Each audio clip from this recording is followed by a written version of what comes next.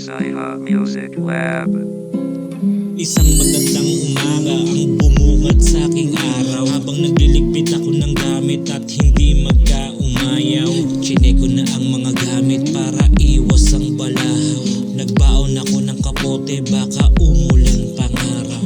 Anak, halika dito, sabay na muna tayong kumain. Sabi ko wag ka magpapasaway habang nakangiti ka lang sa akin. Sabi ko nayaalis na ako habang tahimik na nananalangin. Buti naman at di matumal, yun ang lagi kong dalangin. Yung sunod-sunod ko na biyaya, mali pala aking akala.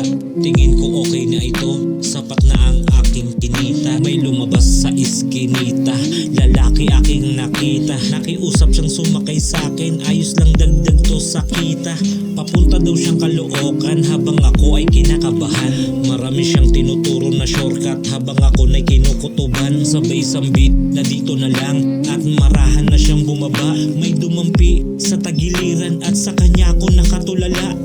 May hawak siyang patalim, pero bakit mo to ginawa? Sinisigaw ko na salitang tulong habang ako na ay nakahiga. At umakpa pa siya ng mabilis habang ako na ay sinasaksak. Nakatakbo naman ako pero marami ng dugo ang pumatak. Unti-unting bumabagsak dahil sa kanyang pagkakasaksak. Habang pumipikit ang mata ay nakikita ko ang aking anak. Sabi ko bakit sa akin nangyari to? Uuwi pa ako sa bahay.